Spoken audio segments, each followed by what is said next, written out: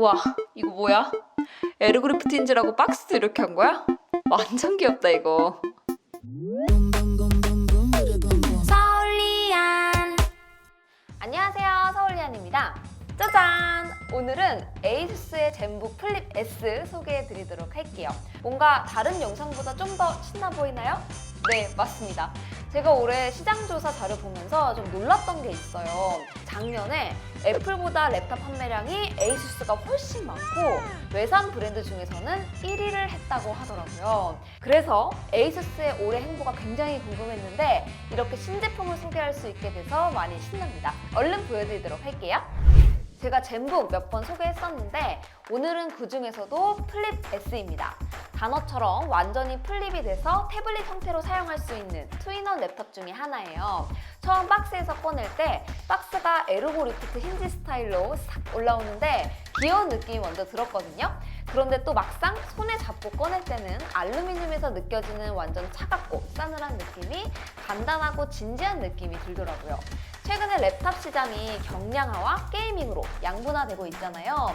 개인적으로 경량화 랩탑 쪽에서 좀 아쉬웠던 부분이 플라스틱 마감이라서 타이핑을 하다 보면 삐걱거리는 느낌이 들어요. 그 부분이 사용하면서는 좀 좋지가 않더라고요. 그런데 젠북 플립 S는 알루미늄으로 완전히 단단하게 조립된 느낌을 주면서도 전체 무게가 1.2kg으로 상당히 가볍습니다. 고급스러운 소재와 또 커팅 라인에서 오는 디자인 포인트를 살리면서도 경량화까지 모두 만족시키지 않았나 생각이 들었어요. 후기 전해드리기 전에 먼저 제가 사용한 랩탑의 주요 스펙들 소개해드리도록 할게요. 프로세서는 11세대 타이거 레이크 인텔 코어 i7 1165G7이 탑재가 됐고요. 디스플레이는 13.3인치, 무려 OLED에 그것도 4K 해상도를 갖고 있습니다. 메모리는 16GB LPDDR4X 온보드 타입이라서 업그레이드는 불가능하고요. 저장 장치는 1TB NVMe SSD, 와이파이 6와 블루투스 5.0을 지원합니다. 그리고 랩탑에서 배터리 시간은 무조건 길수록 좋죠. 이번에 1W 디스플레이 패널이 장착이 됐어요. 그래서 영화 시청같이 디스플레이 배터리 소모량이 많은 사용 환경에서 10시간 이상의 사용 시간을 확보할 수 있었고요. 충전도 완전 방전에서 60%까지 단 49분의 충전이 가능합니다. 대략 1시간 충전으로도 대여섯 시간 사용 시간을 확보할 수 있을 정도로 배터리 운용 효율이 좋았어요. 포트는 왼쪽으로 풀사이즈 HDMI, 그 옆으로 두 개의 썬더볼트 4 USB-C 포트가 있고 반대쪽에 USB 3.2 타입 A 포트가 하나가 있습니다. 여기서 오디오 잭은? 하고 당황하실 것 같은데요. 이번에 과감히 빼버리고 기본 구성품으로 하이 레졸루션 오디오 인증받은 잭이 내장되어 있는 USB-C to 3.5 젠더를 제공합니다. 스마트폰이 두께가 점점 줄어들면서 하나씩 없어지기 시작했는데 이제 그 트렌드가 랩탑까지 시작이 됐구나 싶은 생각이 들면서도 분명히 아쉬운 점이기는 해요. 다행히 기본으로 제공하는 파우치에 보면 젠더를 넣기 위한 주머니가 있어서 휴대하기에 좀 어렵진 않은데 그래도 스마트폰도 그렇고 꼭 한 번씩은 아쉬워지는 때가 있더라고요. 옆면을 보면 와, 여기 구멍 하나 만들기 좀 어렵긴 했겠다 싶다가도 아쉽기는 해요. 하지만 기본 내장된 스피커 사운드는 작은 크기에 비해 상당히 단단한 소리를 들려주는데요. 우리에게 익숙한 하만카돈사에서 투닝하고 인증까지 받았습니다. 항상 랩탑의 오디오는 볼륨도 깊이감도 좀 부족해서 함께 보긴 좀 어려웠었는데 이제 어느 정도 깨끗한 오디오를 상단 수준의 볼륨으로 들을 수 있게 됐습니다. 상판을 열어보면 에이수스 젠북 특유의 에르고 리프트 힌지가 하판을 살짝 들어 올려주면서 타이핑하기 편한 각을 만들어줍니다. 13.3인치 치고도 전체 사이즈를 상당히 작게 만들었는데요. 키보드 레이아웃은 욕심 부리지 않고 가장 자주 사용하는 키를 익숙한 레이아웃으로 정말 큼직큼직하게 배치를 했어요. 적응이 하나도 필요가 없었습니다. 그리고 오른쪽에 딱 한 줄만 펑션키 조합으로 쓸 필요 없이 자주 쓰는 기능키를 배치해서 저는 이 레이아웃이 정말 마음에 들더라고요. 그리고 하단의 터치패드가 상당히 시원하게 자리 잡고 있는데요. 무엇보다 누르는 감이 조악하지 않아서 좋았어요. 반복적으로 말하게 되는데 경량화 랩탑의 그 삐걱거리는 듯한 터치패드와 달리 아주 단단하게 조립된 느낌이 상당히 좋았습니다. 그리고 귀여운 기능이 하나 있는데요. 터치패드 아래 LED가 내장되어 있어서 오른쪽 상단을 터치해주면 짜잔! 넘버패드가 나타납니다.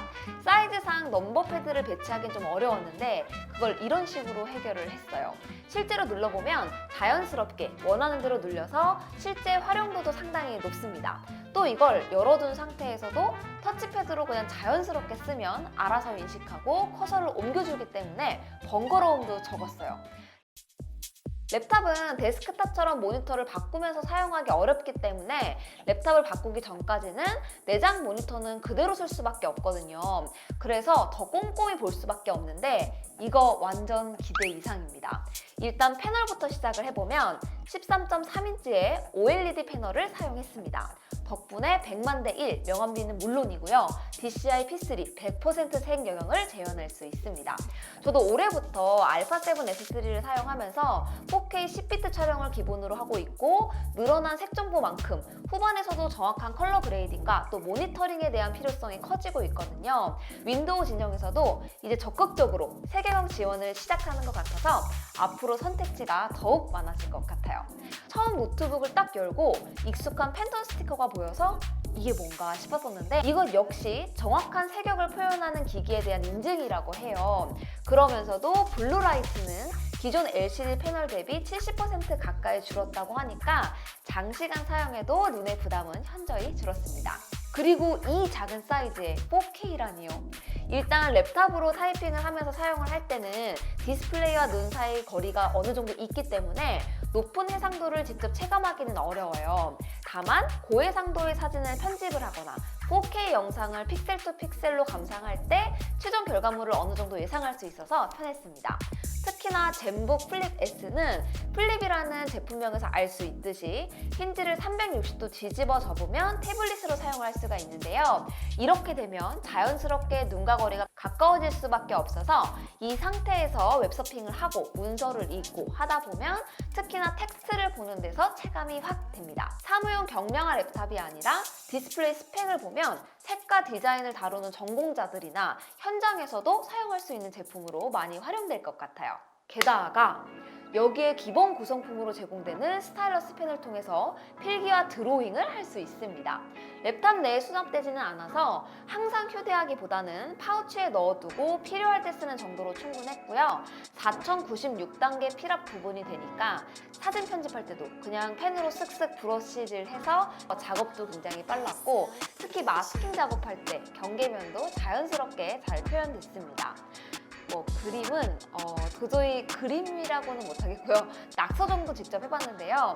제 영상에 종종 제가 손그림 그려서 표현하는 것들이 있는데 그럴 때 바로 포토샵에서 작업을 하면 되니까 워크플로우도 상당히 좋았습니다. 제가 랩탑을 사용하는 용도 대부분이 문서 작성 그리고 좀 무거운 작업이라고 하면 사진 편집 또 아주 가끔 영상 모니터링 하는 정도인데요. 이번에도 이전에 제가 사용하던 랩탑과 비슷한 용도로 사용을 계속하고 있는데 확실히 11세대 타이거 레이크빨이 있기는 한가 봐요. CPU 성능도 물론 비약적인 발전이 있었지만 랩탑에서 가장 떨어지는 게 그래픽 성능이거든요.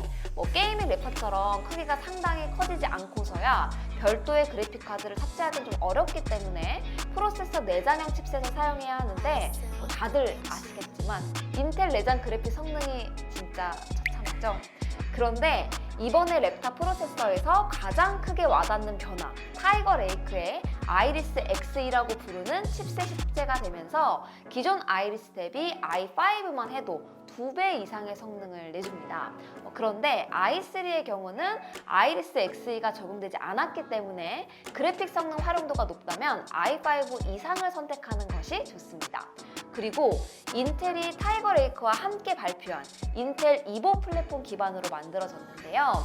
이 인텔 이보 플랫폼은 배터리 사용 시간, 고속 충전 기준, 절전 모드에서 시스템 재가동 시간 등등 실사용하면서 치명적인 부분들에 대한 엄격한 기준을 제시하고 또 충족하는 모델에 대해서만 인텔 이보 플랫폼 자격을 제공하기 때문에 인텔 타이거 레이크에서 의도한 랩탑의 표준이 되는 성능을 그대로 경험해 볼 수 있다는 것이 가장 큰 장점입니다.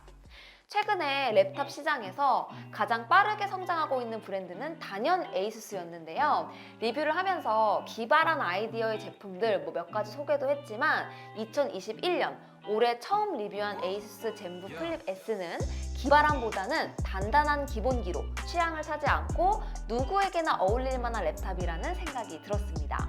비슷한 경쟁 모델 대비해서 고급스러운 소재와 단단한 조립 완성도, 그리고 가장 중요한 디스플레이 스펙과 인텔 이보 플랫폼 기반 타이거 레이크의 안정적인 성능까지 정말 만족스러운 제품이었어요.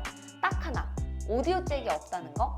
모르고 구입하시면 나중에 깜짝 놀랄 수도 있으니까 이 부분은 무선 솔루션을 마련하시던지 아니면 번들로 포함된 젠더를 잘 휴대할 마음을 먹고 구입하셔야 된다는 것만 명심하면 될 것 같습니다.